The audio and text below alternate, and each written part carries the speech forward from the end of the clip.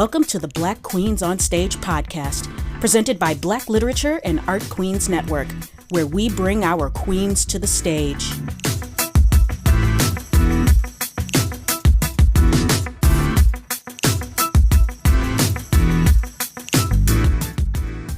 Welcome to the podcast that highlights Black women performers and discusses racial issues within Michigan performing venues. My name is Ashley M. Lyle, and I am joined here today with the wonderfully talented Tam White. How are you, Tam? I'm good. How are you, Ashley? Good. So, let's just jump right into the interview. Explain to me what your brand of comedy is. My brand of comedy is, I don't know how to, no one's ever asked me that. That's crazy. Okay, let me explain it the best way I can. Okay. It's PG-13 and with a lot of real life experiences and social commentary. I mostly like to talk a lot about like my life. As a wife, being a Black woman in the age group that I'm in, I like to talk a lot about Detroit, to talk a lot about celebrities, make fun of celebrities. And I also talk about things that are currently in the news, like current events, whether it's like our president or, like the Kwame Kilpatrick scandal, like anything you can make jokes about, I'll do it. As long as it's not something that's too soon or I'm crossing the line. I don't really like to offend any groups of people, so I'm careful with that too. So I'm glad you asked that because I need to figure out how I'm going to answer that when someone asks me that again. Because I answered that with a lot just then. I know I did, and I don't fit in one box. I was told that I'm mainstream. I can be family friendly, but I can also do well at a bachelorette party. So I'm like all over the place, Ashley. So I really don't know how to describe my comedy. Okay. I'll do old, young, white, Black, mixed crowd, like everything. Yeah. I mean, that's okay. How long have you been doing comedy? Stand-up comedy I've been doing for 4 years. Mm-hmm. And I got into that after doing improv for about 7 years. Yeah, I started out with improv. So, yeah. And I mean, that's perfectly fine where it's hard to really describe that. I think I would probably be thrown off too if someone asked me that. So every time I ask this question to my guests, I have to kind of think about that myself. Like, what is my brand of acting or what have you? And the fact that you asked that, it reminds me of I talk to a lot of comics, a few of them, a lot I'll talk to that may be a Detroit comic who's been in the business for years, has been like in New York, LA, may have been on BET, HBO, had many experiences. And they'll tell you things like, hey, it took me 10 years to know exactly what my delivery should be like or who I am on stage. So I kind of get it. The fact that it feels weird to me that I can't really answer that question definitely for you. When you ask me that, I feel like I should be able to say, oh, this is my brand, bam, bam, bam, with a little this on top. But I couldn't do that. And I get it now because I've heard that from many veterans who say, it took me like 12 years or 10 years to figure out, I need to throw that out. That doesn't work for me. So I guess I'm in that process right now, still figuring all that out. There's nothing wrong with that. I mean, as you continue your profession, it's good to find out the things that define you and your art, So why don't you tell me what inspires your brand of comedy? What or who, I should say. Oh, okay. So I never appreciated stand-up so much until Chris Rock. Many years ago when he had his stand-up specials like Bring the Pain, and his delivery, his style is like what I love the most out of all the comics. Chris Rock would be the person who is the reason why I do what I do, because growing up I was always funny. I have this thing where like I'm witty, and that's how I got into improv. Like I'll just come up with stuff off the top of my head, and I'm really good with puns and things like that. So Chris Rock's style is similar to my style is similar to his because of how he'll twist things around, the analogies that he uses, how he'll take a current event or a very important news subject and put his life experience inside of that and add a punchline, and it works. So I feel like he's like my idol, I guess you can say, or he's the style that I find myself not trying to be like, but when I think about it, a lot of times I find myself saying, man, that's something. Or Chris Rock would have done it this way. I'm totally, yeah. He got me doing this. I know it's through him. I can't. I know it sounds crazy, but it's he has me. His style, his influence, just because I never thought about doing things like this. And even though it was many years ago when I saw him, it was just always in my head, like, man, Chris Rock. And when I meet people that love Chris Rock and knew his sets and knew his lines, we would like have this special friendship. And that person was probably a dork just like me, but we both appreciated just the same, and the type of humor that he provides. And I just feel like that's what I'm most attracted to, his type of humor. So I'm not really a good storyteller. I'm just a punchliner type person, I think. Hmm. That's where I think I belong more so. And yeah, Chris Rock's not big on stories. It's just more like observations, I think. I did start with improv, and that was because I know you didn't ask me, but I'll just throw it in there. The reason why I started with improv, which led to stand up, that's why I'm bringing that up, is because I would always go to Second City in Detroit and watch the main stage shows with Keegan Michael Key and Larry Joe Campbell, Naima Funk, Deanna Griffin, a lot of actors who moved on to like Hollywood, Chicago, New York, Broadway, whatever. And I would just watch them do sketch and improv, and I would think, man, that's really cool. And then I got into comedy sketch writing there. I took classes there where we learned how to write sketches. And then after that, when Second City moved from downtown Detroit to Novi, I started taking the improv classes, and I graduated the conservatory program there where we did improv and also sketch. And I asked in our very final graduation show, I asked my director, I said, I've been writing jokes. I actually have punchlines. I have jokes. I have like 5 minutes I can do. Can I just do it in the middle of our show? Because there was no stand up there at all. It wasn't a thing. So she said, sure, I'll give you a chance. So I did it in the middle of our show, and the whole audience was cracking up. And that was my first taste of stand up. And then I knew then that that's something that I wanted to pursue. So I feel like when people ask me about starting improv, aside from the Chris Rock thing, I'm sorry, when they ask about stand up, aside from the Chris Rock thing, I always have to throw in improv because that's where it started and that's where I got the guts. Because improv, you're not on stage alone, you're on stage with people. And I think if it weren't for that, I probably would have never pursued stand up, because with stand up, you were by yourself. And that was always the scariest part to me. But improv helped me get there, like eventually. Okay. Well, why don't you explain to me the differences in your preparation between stand up and improv? Okay. So the obvious preparation is with stand up, I know my jokes. I wrote them down. I have to memorize them. I have my set. Whether I go off script and I'm just improvising and talking mess with the audience or teasing someone or handling a heckler, obviously you may have that happen, but you do have your jokes. You have your set. You know how many minutes you're going to do. With improv, and so I'm sorry. So the way I prepare for that is I have like a photographic memory in my head. So when I write down my jokes on that piece of paper, I can see it. So when I'm on stage, I see it in my head. And the way that I do my jokes, there's a segue that goes into each joke. And a lot of comics have approached me about that too. They say, we can tell like you have this system where everything just flows. It flows like maybe a movie or a story where the way your jokes tie in with each other. So like for me,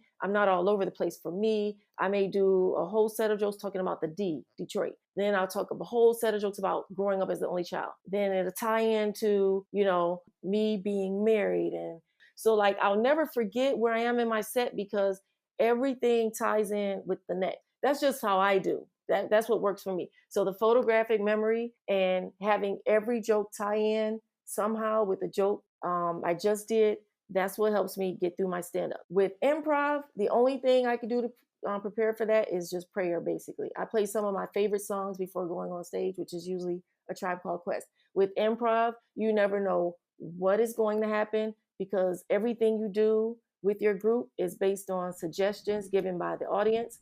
Also, depending on who you're performing with that night. With improv, I must say I enjoy it more, the process, I enjoy it more than stand up because it's the thing about like not knowing what's coming and having to be witty and having to deliver based on whatever these people in this audience gives you as a suggestion. They may give you a movie you never saw before. So you're just going to have to try your best with the previews you may have seen about that movie or what you heard someone say about that movie before and make your best scene or make your best improvised rap song or make your best punchline based on that. That's exciting to me. With the stand up, though, it's more rewarding when you get the laughs because you're up there by yourself and you thought of these jokes by yourself. I write all my jokes. When people say, "Oh, Tim, that's funny what you just said. You should say that in your act." I'll be like, "Okay, thanks. I appreciate that." And I may use it. But if someone else says something funny and they're like, "Haha, wasn't that funny?" Like, let's say it's a cousin of mine. He'll say, "You can use that. You can use that on stage."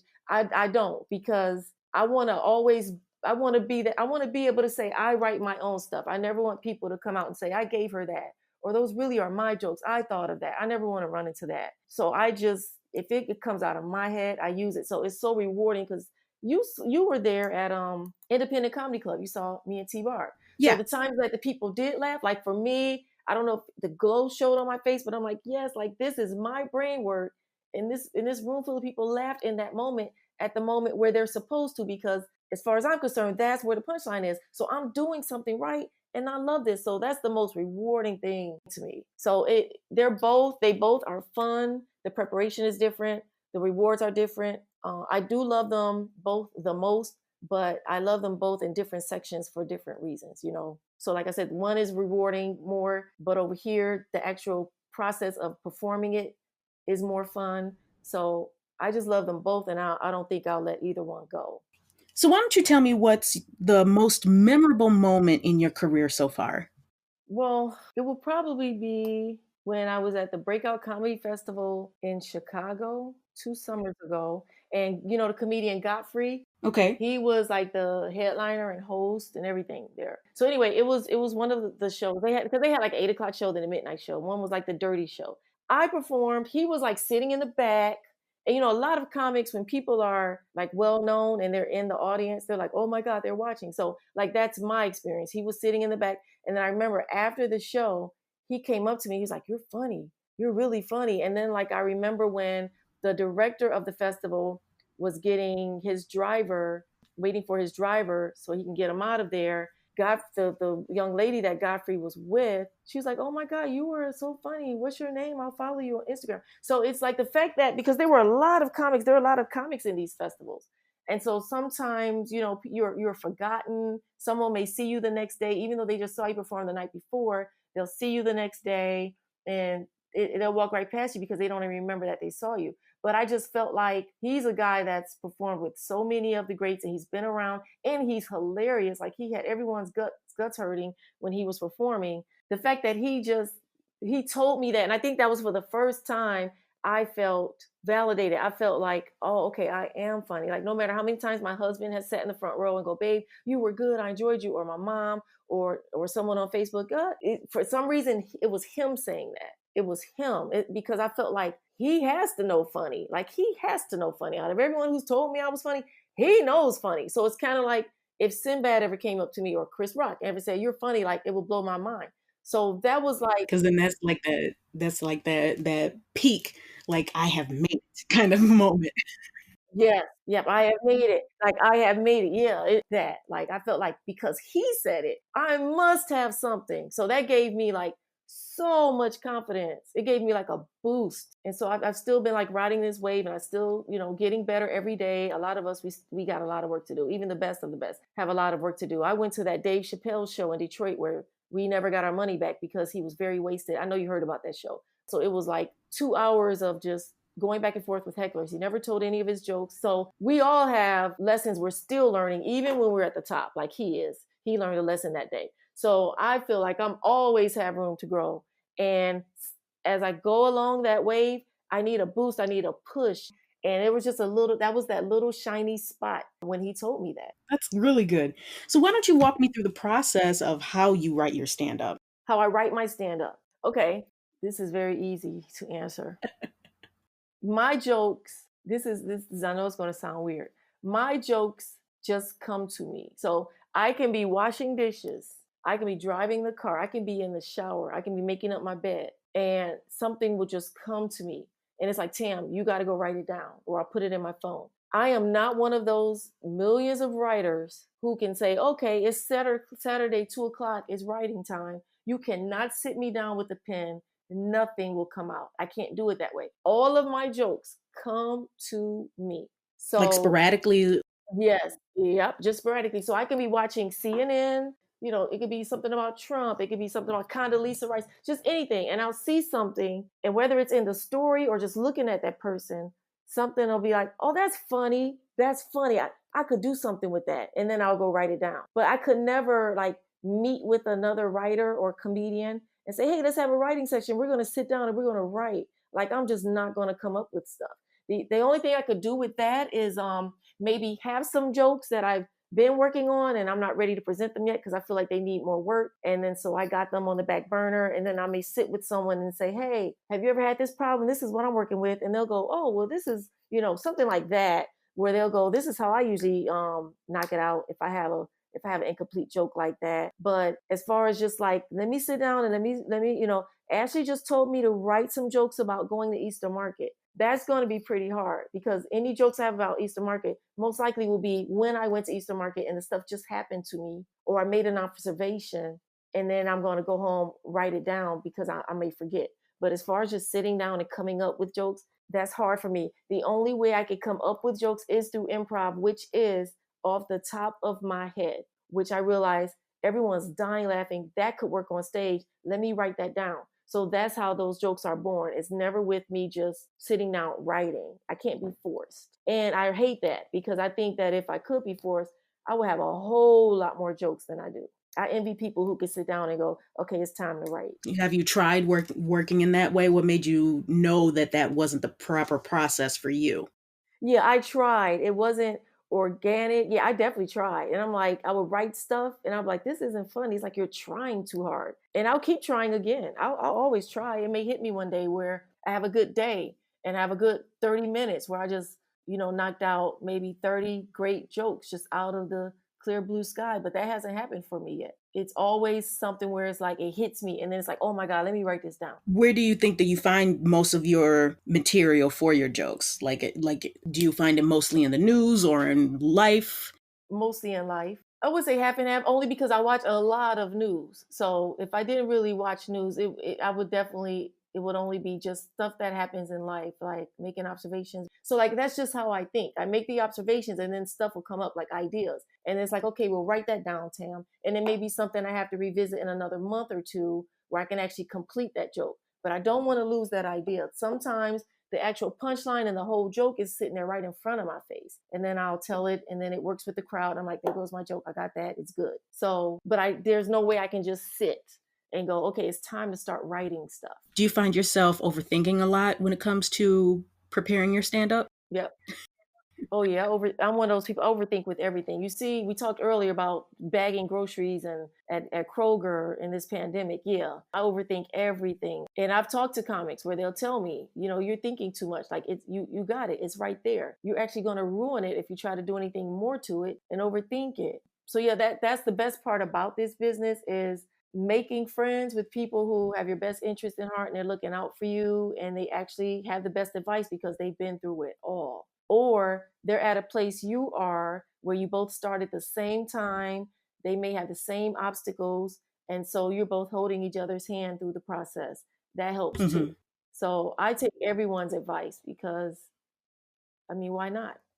I mean, if it seems like BS or it's like, or it doesn't apply to me, or I feel like, well, I've tried that, it didn't work. Actually, it caused hell. Then I know leave it alone. But I've gotten some great advice from people like Coco and the other greats from around the area where it's like they know what they're talking about. So and it's worked for me. So I just try to not burn bridges and not, I've so far I'm lucky to where I haven't had any beefs, I guess they call it, where like I don't like this person, they don't like me, and where I just mind my business. I'm nice to everyone. I do my material. And like I said, I always try my best not to offend audience members. So I try not to do things that are over the top as far as my material to where I'm not pissing audience off. I just want everyone to be laughing and be happy. So I've been lucky so far where I haven't faced any obstacles like that yet. I haven't heard anyone tell a joke that I wrote yet. I've heard a lot of stories about people stealing. I haven't experienced that yet. I definitely don't steal people's stuff. In fact, if I hear someone tell a joke that's similar to mine, I'll drop my joke because I'm like, nah, that's too close. And I don't want anyone saying y'all got the same joke. Yeah. So like I'm careful about stuff like that too. I just don't like drama. So I try to stay away from all that stuff. Well, then let's touch on a much more serious subject. With you Uh-huh. being a Black woman in comedy, since it's dominated by Hmm. white men, tell me about some issues that you or stereotypes that you may have come across. the the biggest thing I see is, and let me preface it with this: I am a humble person. You will never hear me go around saying I'm the funniest, I'm the greatest. Like, I don't think like that about myself. If anything, I'm always saying, man, I can't wait to get to her level or his level, or oh my God, what do they do, to make it work for them? Because I only wish I could. Like, I'm that person. So I want to say that before I say this. I have been at shows where I'm in the lineup, and it could be an all white show, and I'm in the lineup, and I may be in the middle or even going up early, but I'm not. And I've been in lineups where I'm the person before the last person or before the headliner, and everyone, when the show is over, everyone in the building comes up to me or the host or whoever, and it's like, she was the funniest. She should have gone last. And I know it's because, well, I can't say I know, but I always think it's because I'm a woman and I'm Black. And I've been booked in shows where the person that booked me, they know what I can do. And I look at the lineup and they know what those people can do. And we all know what we can do. And I say, why am I not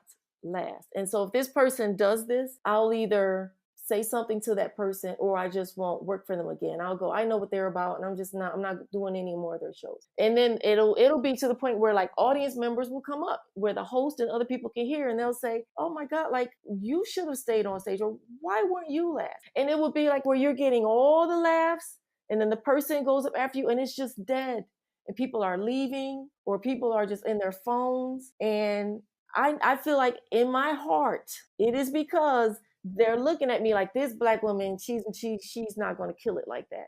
And then I show you, and then what? So I feel like in the end you lose, because now folks are looking at you like, what kind of show are you doing? Like, how are you producing this show? Like, why did you put that person? Like, why did you put Dave Chappelle up before the guy in Police Academy? Like, and I don't know his name, but he's the first person that came to my mind. Like, why would you do that? Because everyone's falling out their chair at Dave, and then you put this guy up. So it makes this person look bad as a producer, or you know what I mean? So Mhm.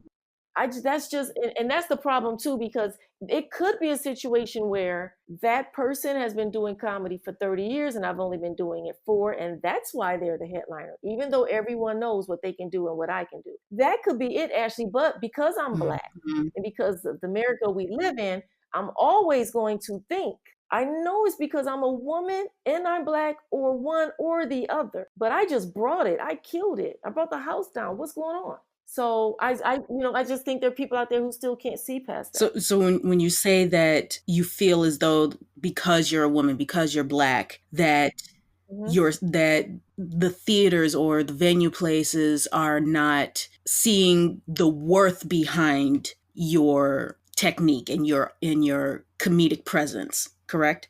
Yeah, yeah, I think they see me. I think when I get off stage, if I just killed and had a great night and I get off stage an hour later, I think they will forget what I just did, because I think they're going to see me first. They're still going to see me first. They're going to see my Black face, my hair, my breasts. They're going to see this woman. Because Ashley, I mean, you're not in comedy, right? You're not in comedy in any Right. form, right? Okay, there's still a lot of that out there, that women aren't funny. A guy told me that maybe 2 months before the lockdown. I did something at Club Paradise. I did a quick set on in Southfield, and he said, usually women are never funny. He told you that to your face? Yeah, he said. He said he's a comic who's not funny at all. No one thinks he's funny. They think he's a joke. So I don't care. But I'm not going to say The his name. audacity. He's not even funny. He said, I never find women funny, but you're hilarious. Yeah. And then many years ago when I took classes at Second City, one of the main he was a brilliant actor. He never made it into fame or anything, but he was one of the main stage actors who acted along with Keegan Michael Key, Sam Richardson of Detroiters, and Tim Robinson, all these people you see on Saturday Night Live and stuff. He was one of those guys, and he was one of our teachers. And I remember having a conversation with him like 3 years before I even attempted to tell jokes on a mic. And I was like, I think I want to do stand up. I think he said, don't even bother. He's like, you'll never make it. You don't have the look for it.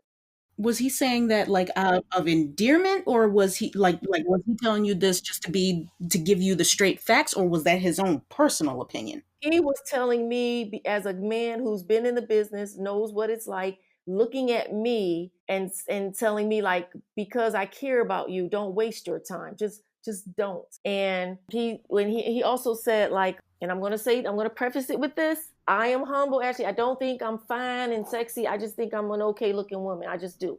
But he said I was too attractive.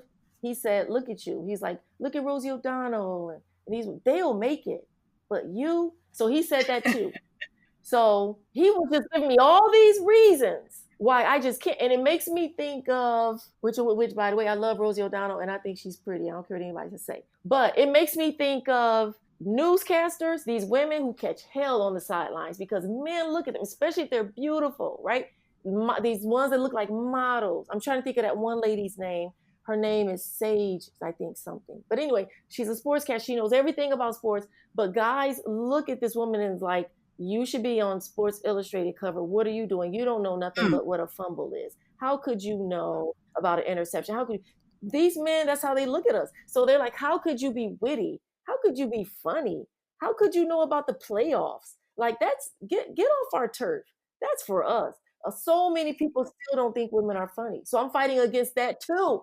Even after I proved myself and had a great So night. the fact that this instructor that you were talking about, the fact that because you're such a Mm-hmm. pretty woman, because you're an attractive woman, that you wouldn't be able to make it no matter what your skill set is what he's saying. No matter what your skill set Yeah, is. he's basically right. No matter what, he's like looking at you, just don't even bother. So I took it as the way I took it at the time, and I can't remember all his words, but he did, it wasn't just the look thing. He gave me the impression that like from head to toe, top to bottom, inside and out, like I just don't have the personality, I don't have the charm, like stick to writing comedic sketches, maybe stay behind the scenes. You cannot go on stage. You cannot make people laugh. You like who do you think you are? Whoopi Goldberg? Please. So, and I've had enough people in my years of doing stand up to tell me how unique I am or how funny I am or how I was just on a podcast the other day with Bill Bouchard, who teaches stand up at Mark Ridley's, and Mike Bonner, who has toured with Cat Williams, been all over the place for decades. And they were telling me how likable I am on stage and I have this presence and I have this gift and I'm so funny. Like they were telling me. So I'm like, they're telling me this. And just think if I would have listened to what that guy said and never even tried it, Right. never even did one open mic because I believed him. You know what I mean? I took his word because of his expertise of everything else on stage and trusted that he must know what he's talking about. There's something about my look, my demeanor, my height, my size, 9.5 feet, something to where this is just not going to work. I cannot do stand up. And still, Ashley, when I go places, I get this a lot too. When I run into people that maybe I went to school with, or I've known them through like book club or the party scene. I love house music. I always go to house music. That's like my thing, house music. So it could be people that I've danced with on a dance floor 10 years ago, and they couldn't picture me doing this, and now they see a flyer or I tell them come to a show, and the first thing they always say is you don't look like you would be funny. And I say, well, what am I supposed to have a clown nose on and clown shoes? What is that supposed to? I mean, look at Tiffany Haddish. Look at Aisha Tyler. These women could grace the runway, and they're making people laugh. So, and I don't know if they're trying when people say you don't look like you will be funny. I don't know if they're saying if they see exactly what that guy told me, the guy who said that to me years ago, or if it's because actually I'm kind of like a dork. I'm goofy. Like I look. People think I'm a lot younger than I actually am. I'm like I'm playful. I'm fun. I'm weird. Like I'm not like You're not like other women. yeah, like I think people that don't really know me, they look at me and think I may be like a corporate 9 to 5 girl who takes herself seriously, who doesn't really smile much. Like I'm the opposite of all of that. And that's another thing too. You have that stereotype about black women. You know what I mean? They always say we look like we got an attitude or there's always an issue where they got to push through hard. Yeah, I'm the opposite of that. So when people get to know me, it's like, oh, I see now, Tam, you're silly, Tam, you're crazy, Tam, you're a dork.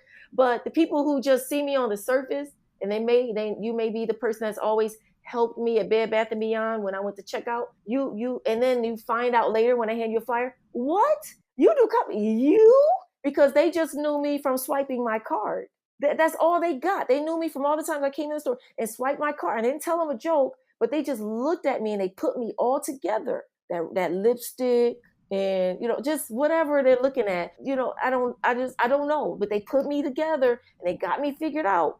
And then it's like, no, no, no. And then when they see me on stage, they're like, you are a fool, what is wrong with you? I had no idea. So I think it's all that I'm fighting against: the stereotypes, the assumptions, the discrimination, just everything. So then do you have like differences in reactions between men and well, of course we know what their reactions are, but do you have like different reactions between women, black people, white people? Other than the part about that discrimination where you're not given a chance because of who you are, the reaction when I do perform, it's pretty much, it's always a pleasant reaction. I mean, no one is ever, it's the same across the board. I don't think there's a difference in that. So why don't you tell me what kind of moral support you get from others for your stand-up career and for your improv career? Okay. From my improv career, I get a lot of support from the theater. They always praise how well or how genius or whatever, or how the bomb they think I might be with certain line games with punchlines like, Sam, the way you come up with stuff off the top of your head, and, oh, you're so funny. So like it's like I feel like with the part that matters to me, the accolades that I get, the appreciation. I got an award actually last year too, from the theater when we had an award show, the Inspiration Award. The Times, I think my name has made the back wall in the green room 3 times. Where when you come up with a very hilarious line in a show where the crowd goes crazy, you'll make the wall. So they show me love. I like the love that I get from fellow improvisers who see me for what I am good at and give me my props, and I do the same for them. Now, what about for your stand-up career? My husband and my mom, the support I get from my mom, is like I will never need a manager because my mom will tell me everything I need to know, and she doesn't even know about the business. Meaning, when she leaves a show, she'll be like, Tam, you need to stand close to the stage, or you're not looking at the people, you're looking in the back. You have to look at everyone. Like she tells me all that stuff, and that lets me know she cares. She wants me to do well. She supports me. It means more to me than anything when my mom or my husband is in the audience, because I feel like it's like I'm a superhero all of a sudden. I feel like I'm good, I'm safe, I have strength. That's beautiful. My husband, he tells me all the time how like we'll go to shows and he'll be like, babe, you're better than you think you are. Didn't you hear the people's laughs? You were the best one. And he'll say things like, he'll bring ideas to me that things that I don't even think about. And this is not his realm at all, like entertaining and jokes and stuff. And so I love that because, like I said, I'm a humble person. I don't have the greatest self esteem in this game. And so I need that push. Just like that time Godfrey told me I was funny, that was a big push. And my husband continues to push Yeah. me. Now, you were mentioning earlier about hecklers. How do you deal with a heckler? Okay, so I've been fortunate where I never really had a heckler but one time. And that's amazing because most people they have a lot of but for some reason, I don't know if it's because well, I never pick with people, but there are people who don't pick with audiences, they still get heckled. I never pick with people in the audience. I don't do that because I know people who have stories to tell about being picked on and it was the worst experience in their life and that's why they'll never sit in the front. That's just not something I desire to do anyway. It's just not something I do. So I had one time some drunk girls came into a show. They weren't really picking with me, but it's like no matter who was on stage, they were like trying to like add their 2 cents in onto the joke. Not that they're trying to bring you down, but they want to like be in your show with you. It was like that. So they meant well, but they were tipsy. So that improv came out of me and the things that they were saying, I just tagged on to what they were saying and it gave me more jokes in that moment. And the crowd was on my side. And it was to the point where I was so pleasant with those girls that they were on my side. And I wasn't like trying to talk about them. Like I didn't go there. So the girls ended up liking me and they laughed with me and at me. And then I kind of moved on to my set. So I survived that. One other time when I went to an all white bar, it was Saginaw area. And it was like a town where there's these cornfields, and my mom went with me. So her thing is, we're the only 2 Black people in here, except for one other Black guy who was a comic there, and he was cool. I met him for the first time. And so my mom felt like, okay, all these people walking in here with this Duck Dynasty camouflage on, and you know the stereotype. To her, she felt like these are all Trump supporters. They just look like they're Trump supporters. Oh my God, Tan, you can't do your Trump jokes when we go in there. So my mom was on edge. She wouldn't order a drink. She sat at the bar. But I did very well. Like it was a packed night. I did so well that a couple of people came up to me and gave me money. Like here's some money. We loved you. So during that set, even though I was doing well, Mhm. this drunk guy was in the front and he was really trying to mess up my set. So he would like repeat what I just said or try to say the opposite to try to like get me off my game or forget what I was saying. And so everyone was ignoring him or trying to, but it was hard to ignore him. He was right there in the front, and I said, "Oh my God, this is my first heckler, my real heckler." Actually, I didn't know what to do, so what I did was I started fake crying, and it killed my mom because she thought I was crying for real. So she got up and she got some tissue. She bringing me tissue to the stage, and I didn't want her to go through that too much longer. So by the time she got to stage, I stopped crying. And I can't even remember what I said, Mm. Ashley, but it was something like, "Side, now shut the fuck up." It was something like that to him. The whole crowd roared with laughter. And I said, "Yes, I handled my heckler," but I went back on with my set. So that was like the only time I ever dealt with a heckler. And it was an improvised fake cry because I never thought I would fake cry on stage, but it worked for that moment. So I got to tell you, I've been lucky because a lot of people have heckler stories, and I just people just they give me a chance, they pay attention, and I just go with the flow. So I haven't really had any Mhm. other ones yet. Okay. So then why don't you we're reaching towards the end. So why don't you tell me what advice you have for aspiring comics? Okay. The best advice I have is the best that I've been given. And that is the whole time on stage, you have to show an abundance of confidence. You have to, even if you don't even think this new material that you're about to try may work or that it's funny, don't even let them know that it's new. Act like you've done this joke so many times at so many parties and events and venues, and it killed, and you know it killed. This is why you telling it now and you screaming it out loud with the most confidence in the world because you know you're funny and you know your jokes are funny. Doing that, it actually helps you get through your set. It even helps you get past a venue where maybe the crowd is paying attention, but you got those people in the very back who probably won't shut up. Like you'll get past that because they will see on your face if you have any doubt, they will see it. They don't have to be a comic to know. They don't have to be a family member to know. It shows. And it took me a long time to know that too. It shows. So as hard as it is, you have to psych yourself out by whatever hype up song you have to make yourself listen to before you go on stage. That shot of whiskey, that wine that settles you down a little bit when you drink it, whatever works for you, figure out what it is so that when you go on stage, you are so confident they can't nobody, because that is how you're going to be able to handle the hecklers. That's how you're going to be able to think on your feet, because a lot of stand up is improv too. The show must go on. Like when Beyonce fell down those steps head first and she got back up with the girls and kept dancing.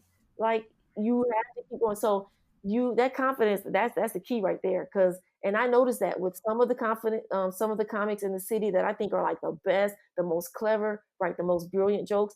They are so confident on stage, and if they're faking it, I don't know, but it's like they know they're the stuff, and so it makes you believe that, and then you just go along with their set and you laugh and enjoy yourself. So my final question for you, this question is actually called the Queen's Request.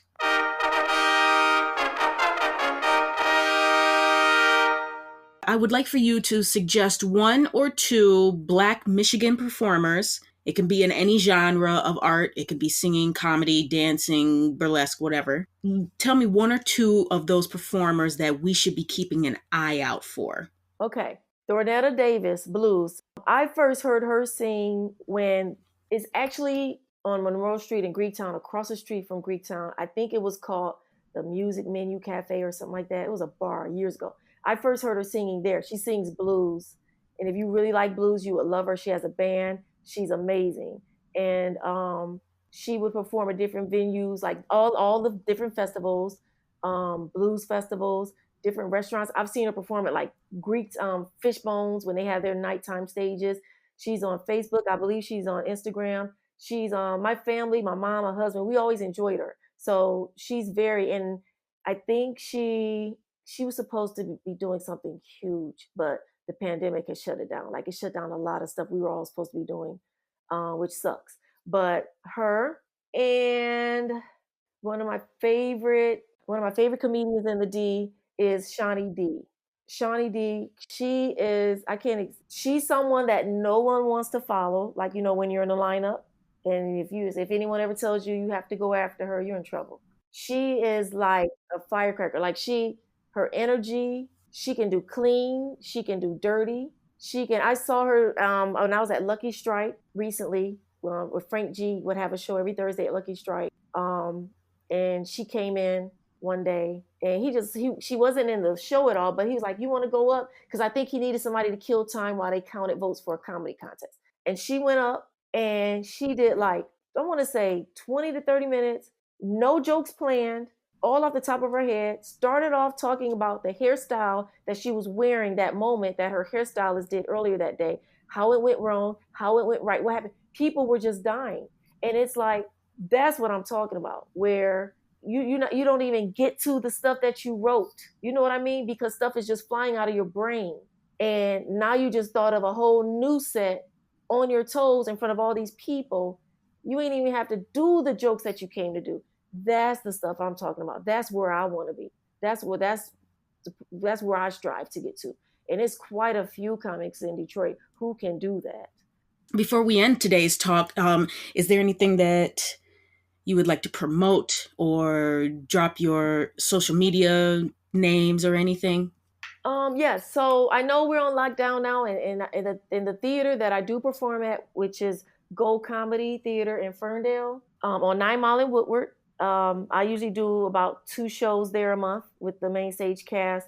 I know we're definitely on lockdown for the summer. If you follow me at Tam White on it's Tam White Comedy on Instagram, I always post flyers for all the shows I have coming up, whether it's festivals, stand up, improv, sketch, whatever. I enjoyed my talk with you today. I know I talked a lot, Ashley. I know I talked a lot. I kept going. I'm Girl, sorry. that's fine. That's fine. I love your personality. I love how bubbly you are. You're just so easy to talk to. Thank you, Ashley. I enjoyed you. Stay in touch. I will. You too. Okay.